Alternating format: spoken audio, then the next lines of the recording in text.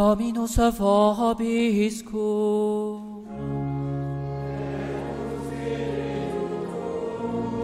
Sequentia sancti Evangelii secundum Mattheum.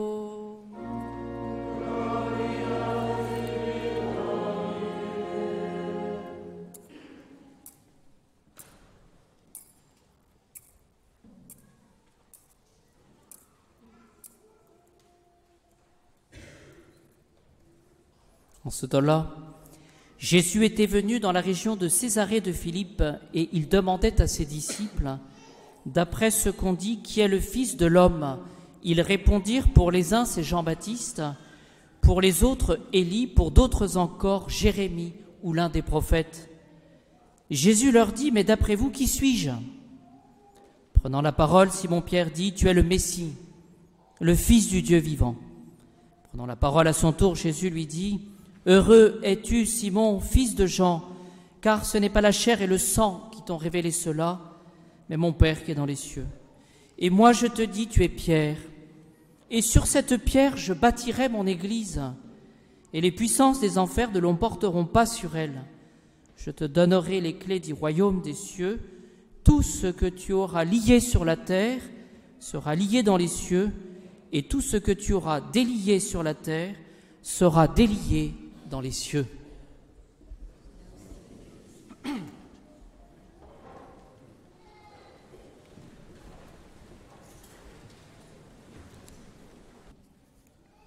Au nom du Père, du Fils et du Saint-Esprit, ainsi soit-il.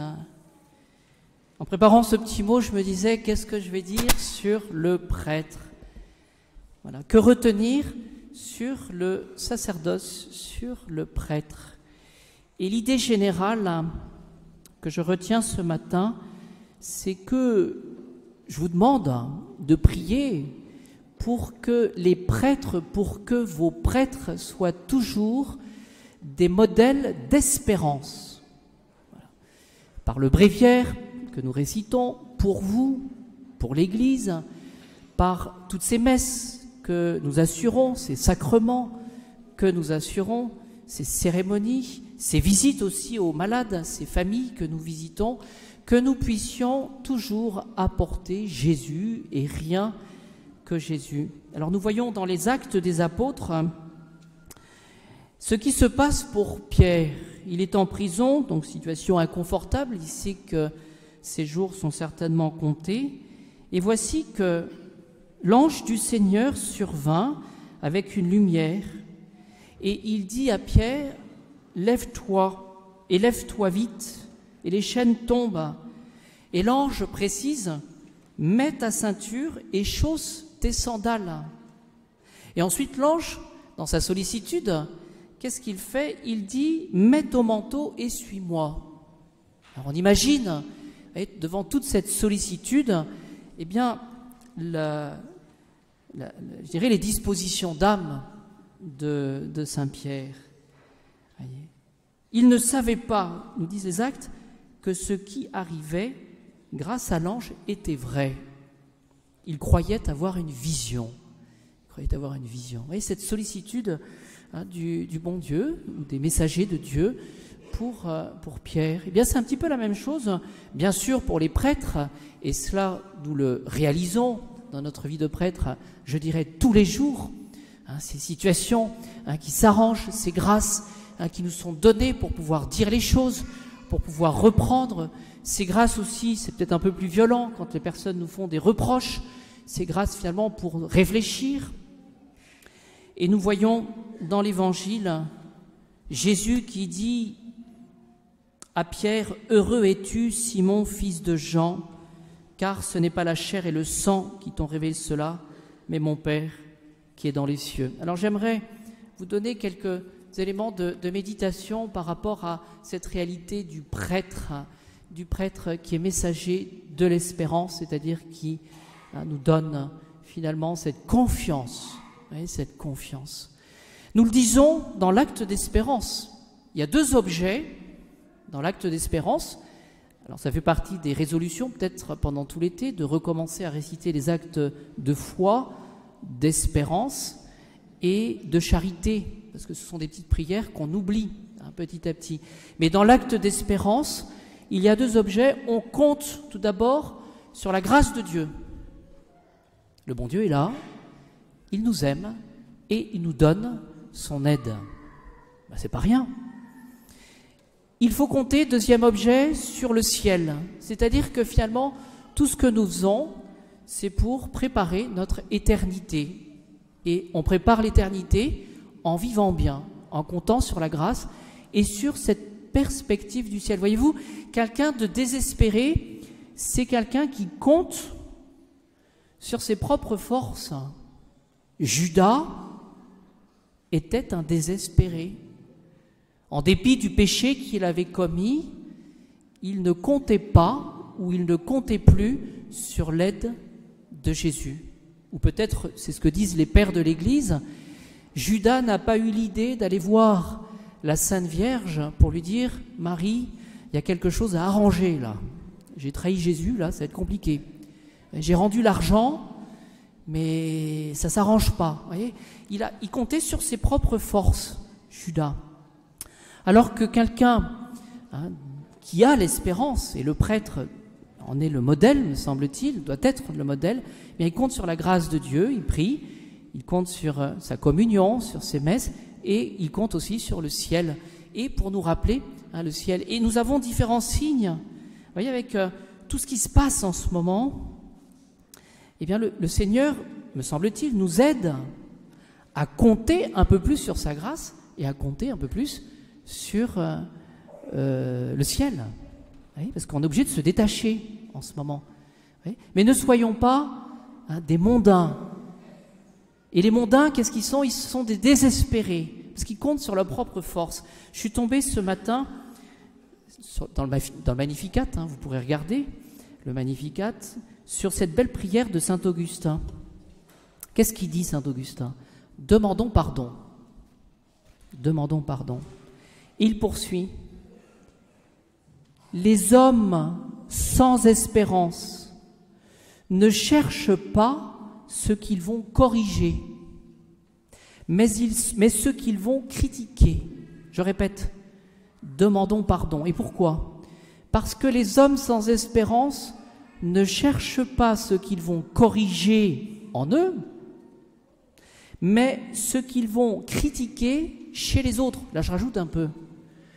Et il y a une logique dans tout ça. Celui qui n'a pas d'espérance, qui ne compte pas sur Dieu, il comptera de manière, je dirais, évidente sur ses propres forces. Et nos propres forces sont limitées, alors que les forces du bon Dieu sont illimitées, sont toutes puissantes. Et donc finalement, la personne sans espérance, qu'est-ce qu'elle va faire? Elle ne fera plus rien pour se corriger elle-même. Et ça, c'est assez intéressant. Elle sera incapable de se remettre en cause. Elle sera incapable de réfléchir. Mais elle aura un œil critique sur ce que font les autres. Ben oui, parce que ça ne va pas. Je trouve qu'il y a une puissance dans cette prière de saint Augustin. Puisqu'ils ne peuvent pas s'excuser, ils sont prêts, dit saint Augustin, à accuser les autres. Et donc, vous voyez, le signe de ce que, pour nous-mêmes, en faisant un examen de conscience, nous manquons d'espérance, eh bien, ce signe consistera dans le fait qu'on sera plus capable de se remettre en cause. C'est intéressant, ça. Et qu'on portera notre regard sur les autres pour critiquer. Et ça, c'est la mondanité, ça. Soyons des porteurs d'espérance à la suite du prêtre. Pour étayer cette idée, je suis allé voir chez sainte Thérèse de l'Enfant Jésus parce que je me souvenais, vous savez, de son histoire du balai. Vous savez, l'histoire, sainte Thérèse, elle parlait du balai, elle était chargée à Lisieux, dans son petit Carmel, elle était chargée de s'occuper de la propreté du réfectoire. Vaste programme pour aller au ciel quand on réfléchit. N'empêche qu'elle y est au ciel. Et qu'est-ce qu'elle a fait? Eh bien, elle balayait le réfectoire, c'était son office. Elle l'a fait simplement, humblement, mais elle l'a fait avec amour. Voyez? Alors pour nous autres, essayons de réfléchir, est-ce que le Seigneur va nous demander de sauver l'Église? Est-ce que le Seigneur va nous demander de partir en croisade actuellement, de manière ostensible, pour sauver la France? Oui, par la prière. Je parle par le combat des idées, mais en même temps par le combat de l'humilité et par le combat de l'espérance. Oui, je crois que c'est très important. Ce balai, il servait à Sainte Thérèse et elle le remettait derrière la porte. Il était nécessaire pour justement faire cet office. Soyons tous, et le prêtre en particulier, un instrument de l'espérance. C'est-à-dire que le bon Dieu, qu'est-ce qu'il fait? Il se sert de nous, prêtres, pour que vous ayez la messe, pour que vous ayez la communion, pour que vous ayez l'absolution, que vous ayez la visite du prêtre au moment de votre mort, et après le prêtre, son office est de s'oublier lui-même. Et en regardant ce petit épisode du ballet, j'ai pu voir qu'il y avait chez Sainte Thérèse cette belle image aussi de la balle de l'enfant Jésus. Elle avait fait ses souhaits avec l'enfant Jésus d'être cette petite balle que l'enfant Jésus prenait, perçait peut-être, ça c'était les sacrifices, mais qui parfois laissait cette petite balle un petit peu dans l'abandon et dans le désert. Soyons abandonnés, mais certains de la présence du Christ.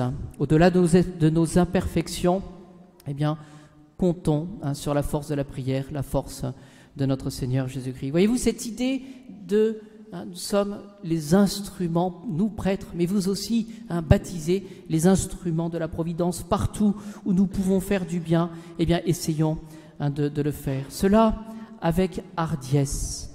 Ma conclusion, vous le savez, je suis plongé actuellement dans la lecture de Sainte Catherine de Sienne et j'ai trouvé un passage, donc c'est 1350, Sainte Catherine de Sienne, doctrine de l'Église.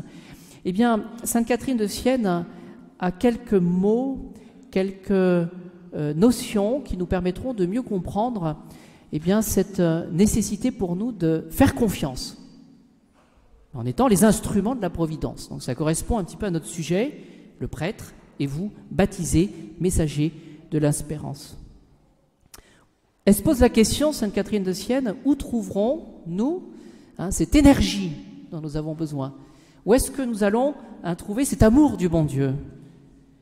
Elle répond par la connaissance de soi-même, mais en Dieu. C'est-à-dire que Sainte Catherine de Sienne va nous aider, elle va nous donner la clé pour être l'instrument du bon Dieu, un bon instrument, un bon balai, disons les choses. C'est de bien nous connaître nous-mêmes. C'est-à-dire de ne pas être dans l'illusion sur ce que nous sommes. Nous ne sommes pas rien. C'est illusoire de dire cela, parce que nous existons et nous avons cette capacité de faire le bien, mais nous ne sommes pas tout, parce que nous avons besoin du bon Dieu. Et elle répond, notre force, nos vertus, ce ne sont pas les richesses, ce ne sont pas l'honneur du monde, mais c'est uniquement la connaissance que l'âme a d'elle-même. Elle voit qu'elle n'est pas elle-même, elle n'est pas le bon Dieu. Oui, c'est-à-dire que si nous ne sommes pas le bon Dieu, nous avons besoin de lui. Oui, et c'est ça la véritable humilité. Seigneur, merci pour tout ce que vous me donnez, merci pour tout ce que je peux faire, mais tout ce que je peux donner, tout ce que je pourrais faire, je ne le ferai pas tout seul, je le ferai avec vous. C'est ça le secret. Avoir l'œil perspicace pour nous connaître nous-mêmes, mais dans un esprit de foi. Voilà. Alors, bien chers amis, en cette fête de Saint-Pierre et Saint-Paul, priez pour vos prêtres, pour avoir des prêtres, mais priez aussi pour vous-même, et prions pour nous-mêmes, pour que nous puissions être tous, je dirais chacun, à notre place. C'est-à-dire comme des instruments, comme un balai de la providence dont Dieu a besoin pour sa gloire. Voilà. Et c'est dans le sens du service, vous voyez, c'est dans le sens vraiment du don de soi. Et voilà, me semble-t-il, un aspect de la vie du prêtre, en tout cas de ce que nous essayons de vivre, ainsi soit-il.